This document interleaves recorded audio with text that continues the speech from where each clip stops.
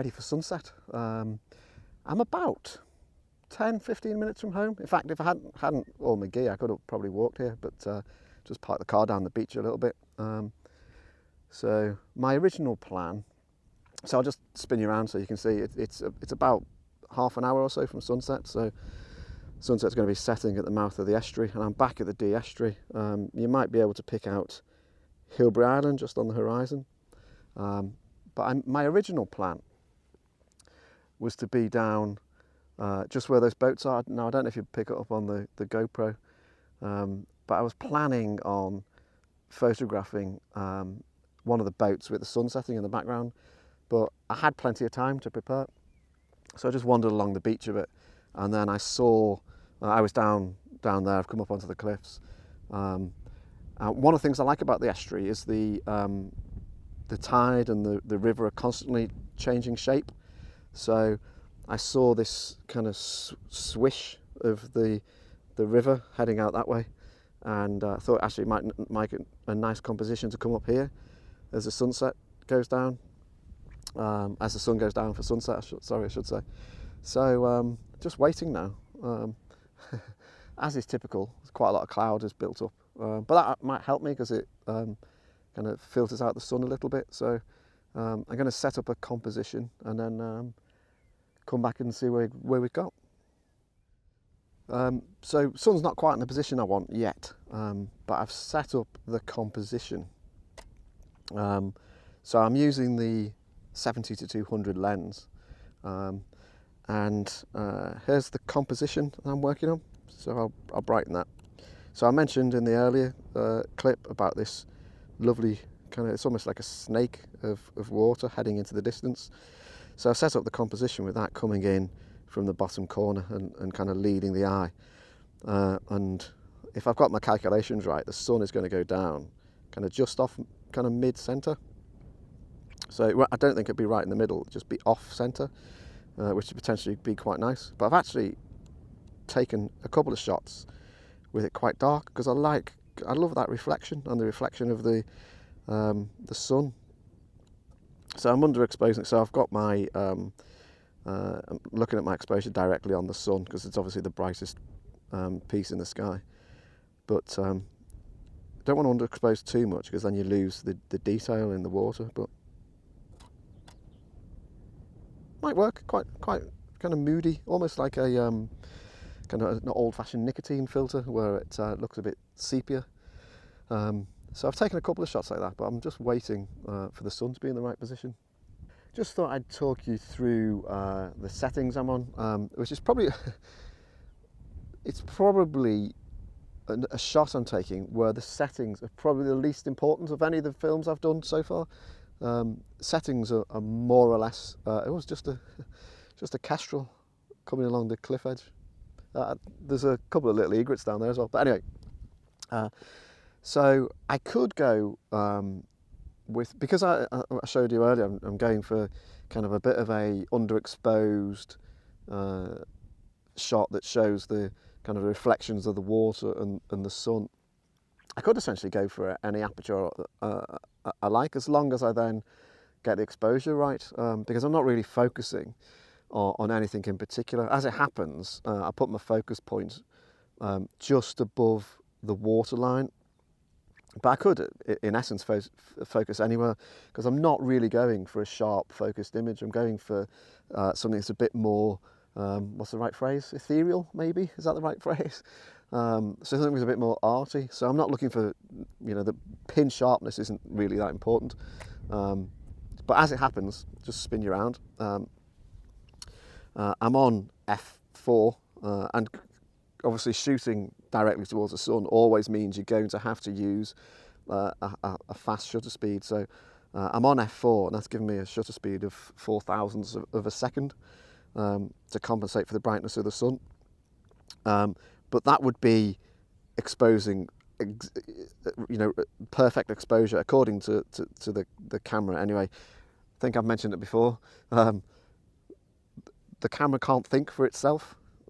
So when it says perfect exposure, depending on the metering mode you use, it's just essentially what it's saying to me now is, yeah, that kind of the whole of that frame is about right. So it doesn't know kind of details. So it can't kind of differentiate between light and darkness in the same way the human eye is. So it says at the moment kind of that's perfect exposure looking at the sun, but to my eye it's a bit dark in the foreground, so I'll actually brighten it just a little bit, just so I get enough detail in the foreground. But I could, in fact, I'll show you now, I could go up to F32. Now you see, that is incredibly dark. But then that would give me, you know, it's now saying a perfect exposure. That is a 50th of a second. And what I'll do is I'll put those two images side by side, and you probably won't be able to see much difference. But the aperture is obviously kind of hugely different. It's from one extreme to the other, but in a photograph like this, it doesn't really make that much difference. So hopefully that makes sense. So I've quickly changed lenses. I've taken the 70 to 200 off and put my 17 to 40 on the basis that I love these clouds. So you can probably, the sun's kind of disappeared. You know, you can see where the sun is, but you know, it's just a kind of bunch of light at the moment, so it's disappeared behind those clouds. So I'm not sure I'm going to get the sun just setting on the horizon. But these clouds, I don't know if you can see it on the GoPros, these lovely kind of long clouds heading towards the horizon. So I've put my 17 to 40 on, and hopefully you can pick that up. That's the clouds are kind of shooting in this direction towards the horizon. So I've gone for a portrait orientation. It's going to be a dark photo because I'm focusing on getting the best out of the clouds. But while I was stood here and the sun was disappearing and I was getting a little bit frustrated, I was just kind of having a glance around and then saw those lovely lines and thought, well, let's make something out of those. So kind of make the most of this situation. I'd like to be a bit higher or maybe a bit taller, but there's nothing I can really do about that. But the sun is going to disappear before it hits the horizon, so let's work on the clouds. I'm definitely not going to see the sun again. Annoying, as I said earlier, all day it's been those fluffy clouds, but kind of conditions have changed. But there's quite a nice light, so I've switched tactics and I'm focusing on these nice clouds. Just talk you through what I'm doing, and I'll show you on the back of the camera. As I said, I've gone portrait mode. I'm on f4 because it kind of doesn't really matter depth of field. There's no filters, no polarizer, just the lens, nothing else. And I've gone rule of thirds. One kind of bottom third is right on the horizon, and then I'm leaving 2/3 of the image as the clouds, and that's because it's the sky that's the most important thing. In fact, I don't really care whether you can't see anything in the foreground, because I just want an image of the clouds and the sky. So as far as I'm concerned, the foreground, the bottom third, could be almost completely black. Just kind of want the focus, pardon the pun, the concentration to be on the sky. No point putting a filter on. Oh, there's the kestrel's back again. I'm trying to catch his last meal before it goes dark. But look, as you can see, sun's gone. So have to come back another day. The slightly frustrating thing is kind of when the tides come in, kind of these shapes are constantly shifting.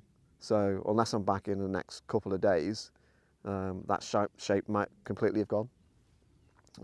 But you know, hey ho, so as it goes. One thing you can sometimes find when after sunset is you get the better colours. So it's usually quite harsh when the sun is still in the sky. Not at the moment, obviously, because it's behind those clouds.